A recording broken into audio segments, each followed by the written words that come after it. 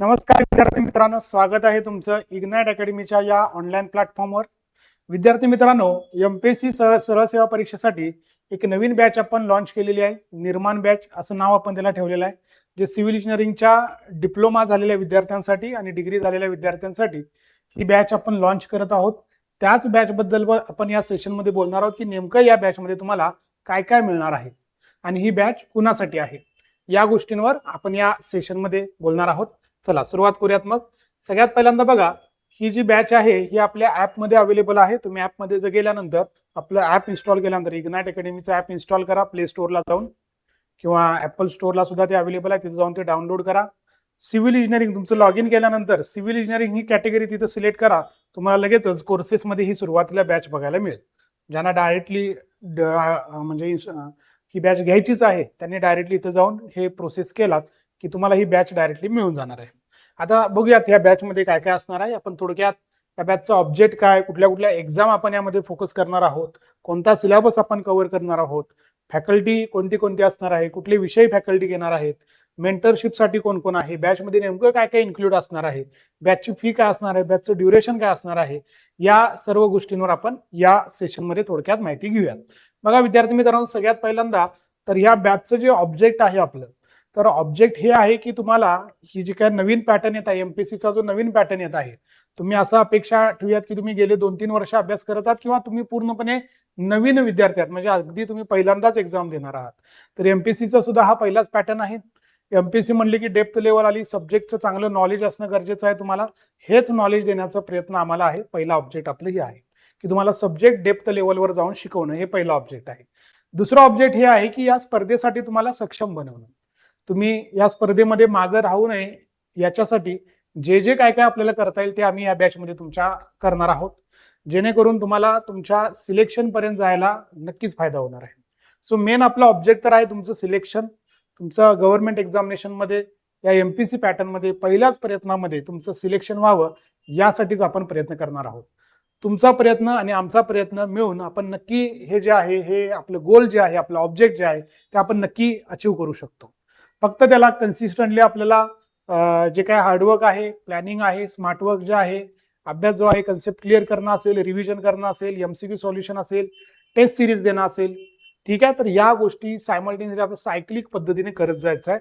Examination होऊस तोपर्यंत result लागला की आपल्याला नक्की या सर्व गोष्टींचं फळ जे आहे ते मिळणार आहे.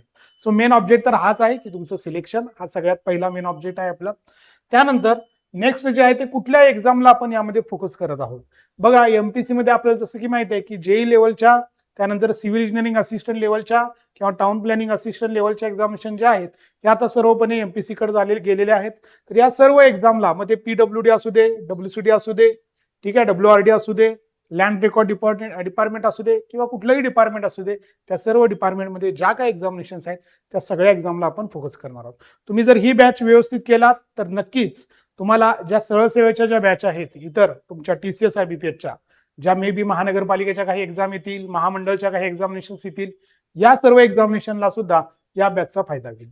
तुम्ही या डेप्थपर्यंत अभ्यास केलात, एमपीसीच्या डेप्थपर्यंत अभ्यास केलात, तर तिकडे परत तुम्हाला फारसं काही वेगळं करायची गरज लागणार नाही. सो सिव्हिलमध्ये, सरळ सेवेमध्ये ज्या काय एक्झामिनेशन्स येतात तुमच्या नॉन गॅझेटेडच्या, या सर्व एक्झामला आपण फोकस करणार आहोत. समजते विद्यार्थी मित्रांनो, हा एक महत्वाचा पॉईंट. त्यानंतर आपल्याला इथं आता सिलेबस आपला या बॅचमध्ये कोणता कव्हर होणार आहे, तर सिलेबस जो आहे तो जो काय टेक्निकलचे सगळे विषय असतील, जे काय आपल्याला आयोग सिलेबस देईल. सध्या तरी आपण कोर सब्जेक्ट पासून सुरुवात करत आहोत बॅचला, बट पुढे जाऊन आपल्याला स्कीम आणि सिलेबस मिळणार आहे. त्यामध्ये जो काही सिलेबस असेल तो सर्व सिलेबस या बॅचमध्ये कव्हर होईल. टेक्निकलचे सगळे सब्जेक्ट्स कव्हर होतील, नॉन टेक्निकलचे सगळे सब्जेक्ट्स कव्हर होतील. जर काही त्यांनी 2 स्टेजमध्ये दिलं, प्री आणि मेन्स, तर दोन्ही स्टेजेसचा जो काही सिलेबस आयोग देईल आपल्याला, पूर्ण सिलेबस जो आहे तो या बॅचमध्ये कव्हर केला जाईल. तुम्हाला परत वेगळी बॅच कुठल्या या सब्जेक्टसाठी त्या सब्जेक्टसाठी लावायची गरज लागणार नाही, ठीक आहे. त्यानंतर आता फॅकल्टी मेंबर बघा, आपण पोस्टरमध्ये सगळ्या फॅकल्टीचे फेस दिलेले आहेत, तुम्ही सर्वांना ओळखत असाल. टेक्निकलची फॅकल्टी, नॉन टेक्निकलची फॅकल्टी, सर्व तुम्हाला माहित आहेत, सर्व चेहरे तुमच्या ओळखीचे आहेत, ठीक आहे. त्यामुळं एक्सपिरियन्स फॅकल्टी असणार आहे पूर्णपणे, ज्यांना 10-10, 15-15 वर्षाचा किंबहुना त्याच्याही पेक्षा जास्त वर्षाचा या स्पर्धा परीक्षेमधला एक्सपिरियन्स आहे, अशी फॅकल्टी असणार आहे. सब्जेक्ट वाईज किंवा तुमच्या जे काय टेक्निकलची वेगळी पूर्ण फॅकल्टी, नॉन टेक्निकलची पूर्ण फॅकल्टी असणार आहे. अख्ख्या जीएस साठी आपल्याला माहिती आहे, जीएस हा एक आपल्या इंजिनिअरिंग मुलांचा वीक पॉईंट असतो, तर जीएस साठी पण आपली एक खूप मोठी टीम असणार आहे. ठीक आहे, तर फॅकल्टीमध्ये आपण टेंटेटिव्ह सब्जेक्ट सांगूयात. मे बी सब्जेक्ट फॅकल्टीचा थोडाफार इकडे तिकडे एक्सचेंज होऊ शकतो. टेंटेटिव्ह मी तर सांगत आहोत, सध्या आपल्या टीममध्ये, टेक्निकल टीममध्ये माझ्यासोबत अंकित सर आहेत, महाले सर आहेत, योगेश माने सर आहेत. माझा स्वतःचा जो एक्सपिरियन्स आहे तो जवळपास 11 वर्षांचा आहे. बाकी सर्व फॅकल्टीचा सुद्धा एक्सपिरियन्स आहे तो 10 वर्षाच्या पुढे आहे. काही सब्जेक्ट मी इथं मेन्शन केलेले आहेत, मोस्टली त्या पद्धतीने होतील. काय काय ठिकाणी मी कॉमन सब्जेक्ट पण आहेत, सो वेळेनुसार, शेड्यूलनुसार ते सब्जेक्ट घेतले जातील. तर तुम्हाला सब्जेक्टची काहीच कुठेही अडचण येणार नाही याची आपण यामध्ये खबरदारी घेणार आहोत. तर ही आपली टीम टेक्निकलसाठी असणार आहे. ठीक आहे, त्यानंतर नॉन टेक्निकल मध्ये बघा, English, Marathi, aptitude, reasoning, GS साठी, करंट अफेअर्स साठी आपली टीम राहणार आहे.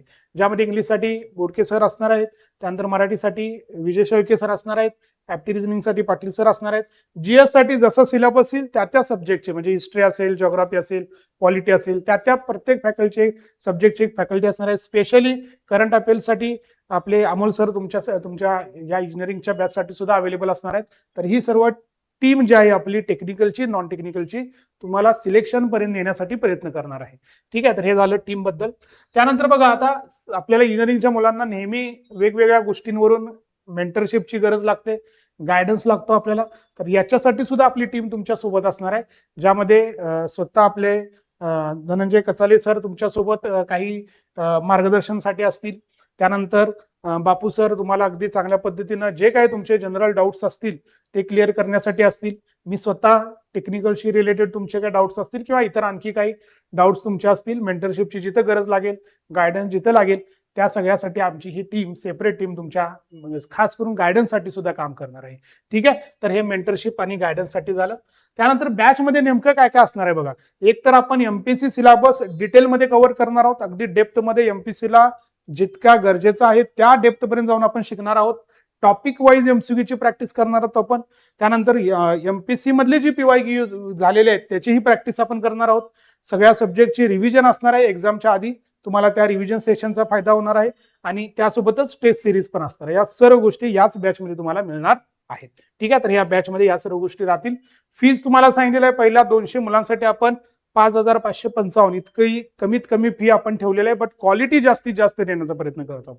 कमीत कमी फीज मध्ये जास्तीत जास्त क्वालिटी जी आहे हे देण्याचा आपला प्रयत्न आहे या बॅच मधून. ठीक आहे, तर हे बॅच बद्दलची थोडक्यात इन्फॉर्मेशन होती.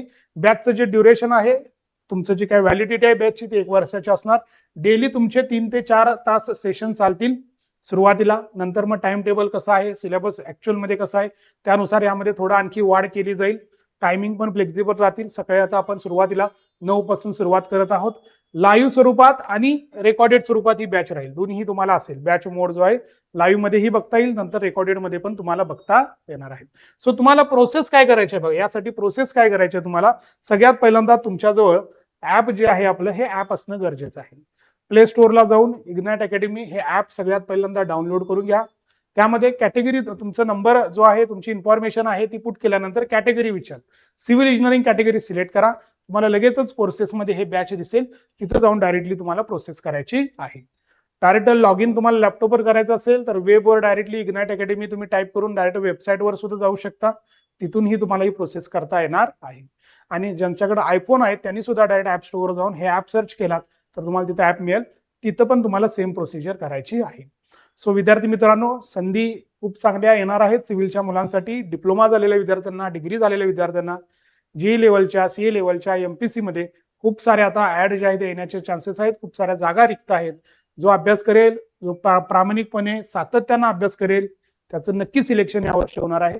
सो तुम्ही सुद्धा लवकरात लवकर डिसिजन घ्या आणि आमच्या टीम सोबत लवकरात लवकर तुम्ही जॉईन व्हा. थँक्यू.